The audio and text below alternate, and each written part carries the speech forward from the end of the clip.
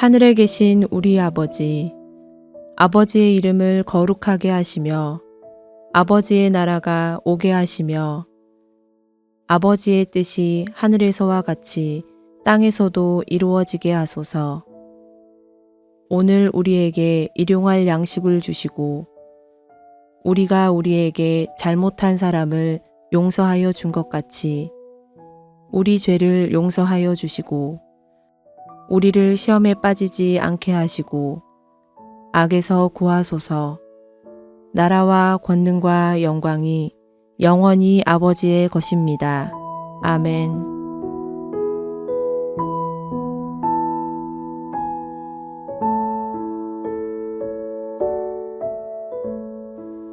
그 후에 유대인의 명절이 되어 예수께서 예루살렘에 올라가시니라. 예루살렘에 있는 양문 곁에 히브리 말로 베데스다라 하는 못이 있는데 거기 행각 5이 있고 그 안에 많은 병자, 맹인, 다리 저는 사람, 혈기 마른 사람들이 누워 물의 움직임을 기다리니 이는 천사가 가끔 못에 내려와 물을 움직이게 하는데 움직인 후에 먼저 들어가는 자는 어떤 병에 걸렸든지 낫게 되밀어라. 거기 38해 된 병자가 있더라. 예수께서 그 누운 것을 보시고 병이 벌써 오래된 줄 아시고 이르시되 내가 낫고자 하느냐? 병자가 대답하되 주여 물이 움직일 때에 나를 못에 넣어주는 사람이 없어 내가 가는 동안에 다른 사람이 먼저 내려가나이다. 예수께서 이르시되 일어나 네 자리를 들고 걸어가라 하시니 그 사람이 곧 나아서 자리를 들고 걸어가니라. 이날은 안식일이니 유대인들이 병 나은 사람에게 이르되 안식일인데 내가 자리를 들고 가는 것이 옳지 아니하니라. 대답하되 나를 낫게 한 그가 자리를 들고 걸어가라 하더라 하니 그들이 묻되 너에게 자리를 들고 걸어가라 한 사람이 누구냐 하되 고침을 받은 사람은 그가 누구인지 알지 못하니 이는 거기 사람이 많음으로 예수께서 이미 피하셨습니다. 그 후에 예수께서 성전에서 그 사람을 만나 이르시되 보라 내가 나았으니 더 심한 것이 생기지 않게 다시는 죄를 범하지 말라 하시니 그 사람이 유대인들에게 가서 자기를 고친 이는 예수라 하니라. 그러므로 안식일에 이러한 일을 행하신다 하여 유대인들이 예수를 박해하게 된지라. 예수께서 그들에게 이르시되 내 아버지께서 이제까지 일하시니 나도 일한다 하시매 유대인들이 이로 말미암아 더욱 예수를 죽이고자 하니 이는 안식일을 범할 뿐만 아니라 하나님을 자기의 친아버지라 하여 자기를 하나님과 동등으로 삼으심이러라.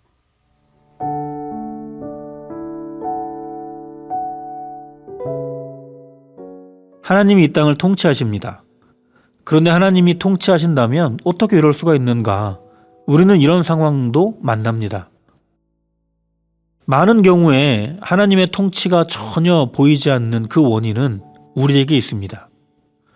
하나님이 바라시는 그 땅의 모습을 우리도 함께 바라보면서 그 뜻을 이뤄가는 우리의 역할이 있는데 그 역할을 감당하지 않는 사람들이 많아진다면 우리가 사는 이 땅에 하나님의 통치가 있는가?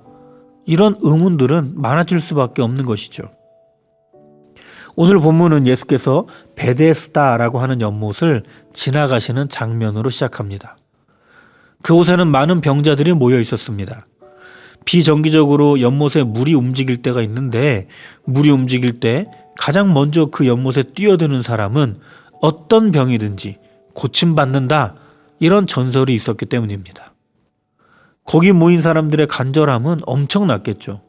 아마도 이약 저약 이 처방 저 처방 병을 낫게 하기 위해서 할 수 있는 모든 것은 다 해보고 그래도 안 되니까 마지막으로 이 베데스다에 왔을 것이기 때문입니다. 실제로 그 연못이 움직일 때 뛰어들어서 병의 고침을 받은 사람이 있는지 없는지도 모르겠습니다. 물이 움직이면 앞다투어 먼저 들어가려는 사람들은 있었지만 그 사람이 결국 나았다 이런 말은 없기 때문에 그렇습니다. 그럼에도 아무 곳에서도 소망이 없는 이 사람들은 또다시 연못물이 움직이만을 기다리면서 베데스다 근처에서 진을 치고 기다립니다. 병자들과 그들의 한이 베데스다를 가득 채우고 있습니다. 연못의 이름을 베데스다라고 했습니다. 베트는 집이고 헤세드는 자비입니다. 베트 헤세드, 그러니까 베데스다는 자비의 집입니다. 그런데 여기에 자비가 있습니까? 예수님과 만난 병자는 병에 걸린 지 38년이나 되었다고 말합니다. 고대 시대에는 수명이 지금 같지 않았을 겁니다.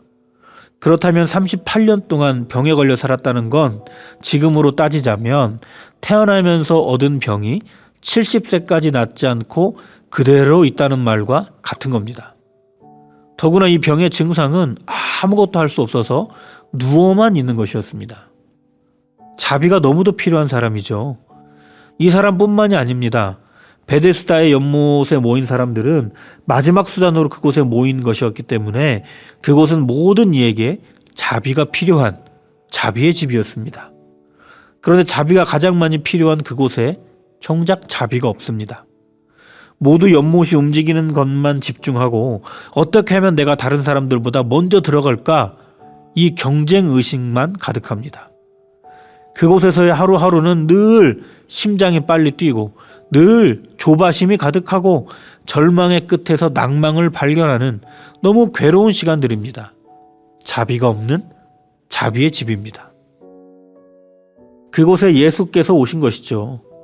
자비 없는 자비의 집에서 무한 경쟁하다가 설령 1등을 한다고 이 병을 고칠 수 있는 것도 아닙니다. 자비를 주지 못하는 것에 인생을 걸고 있느라고 자비를 잃어버리고 사는 병자들에게 예수께서 오신 것입니다. 6절에 보면 그렇게 오신 예수께서는 네가 낫고자 하느냐? 이렇게 질문을 하십니다. 자비를 주시는 분이 자비를 주시겠다고 말씀하시는 것이죠. 자비가 없는 집을 자비의 집으로 바꾸시겠다고 말씀하시는 겁니다. 이것은 구원을 의미합니다. 예수께서는 병자에게 병을 고쳐주시는 것은 물론이고 그의 모든 것을 회복시켜서 구원을 얻게 하셨습니다. 이 얼마나 감격스럽고 기쁜 일입니까? 38년간을 누워만 지냈던 병자가 베데스다 연못까지는 어떻게 오긴 했는데 늘 나보다 먼저 연못에 뛰어드는 사람들을 바라보면서 늘 절망 중에 살던 이 병자가 자비를 주시고자 다가오신 예수님을 만났고 그분께 치유하심을 받아서 이제 걷고 있지 않습니까? 이 놀라운 광경을 보던 유대인들은 기쁨의 분위기에 찬물을 끼얹습니다. 오늘은 아무 일도 해서는 안 되는 안식일인데 병자가 그동안 깔고 누워있던 자리를 말아서 들고 걸어가고 있다는 겁니다. 율법 어긴 거라는 것이죠.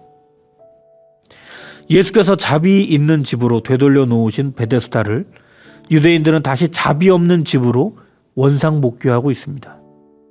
율법을 어겼다는 이유에서입니다. 하나님이 이 땅을 통치하신다는데 지금 하나님의 통치가 있기는 한 것인가?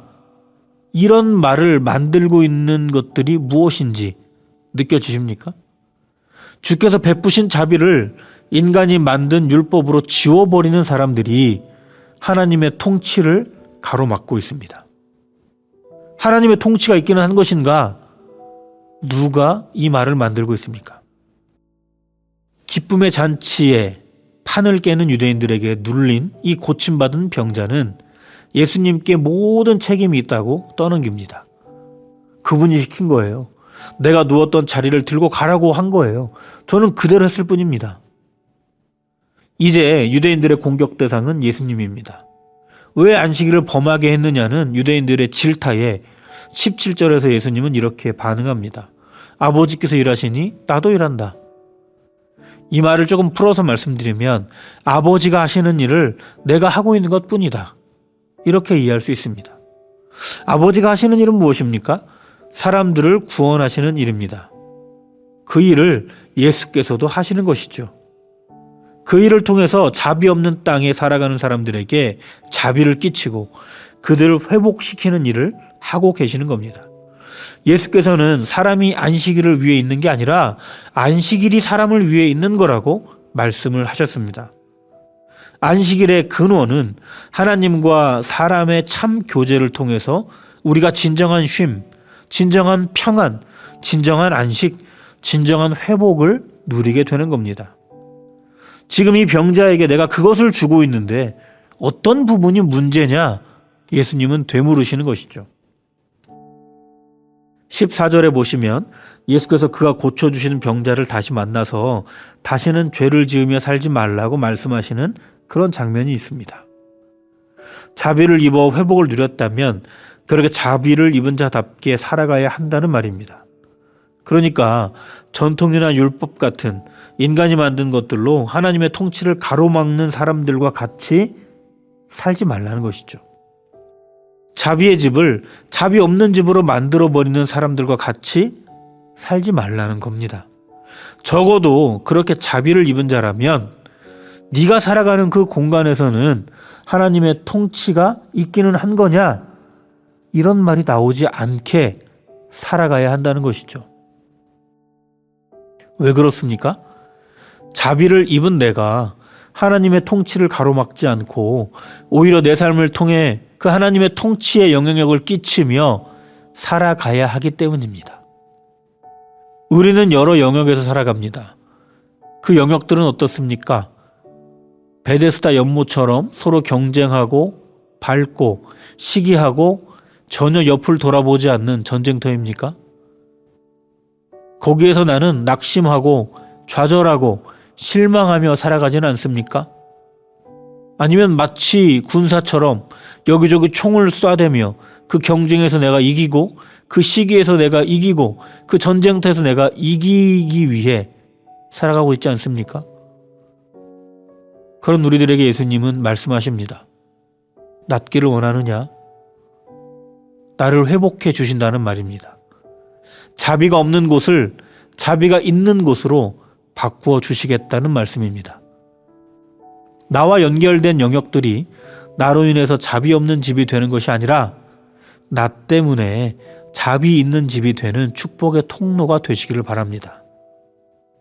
아버지의 일을 한다고 선포했던 주님처럼 우리도 주님의 일을 하며 하나님의 통치를 이루는 도구로 사시는 복된 삶을 살아보시기를 바랍니다. 기도하겠습니다. 거룩하신 하나님, 내가 사는 이곳은 자비의 집입니까? 자비 없는 집입니까? 이곳에서 주님을 더욱 깊이 만나고 회복을 얻게 도와주시옵소서. 그 회복으로 힘을 얻어서 내가 있는 곳을 다시 자비의 집으로 만들어 가도록 이끌어 주시옵소서. 하나님의 통치의 통로로 우리를 사용하여 주시옵소서. 예수님의 이름으로 기도드립니다. 아멘. 계속해서 오늘 주신 말씀에 따른 더 깊은 묵상과 기도를 이어가시기 바랍니다.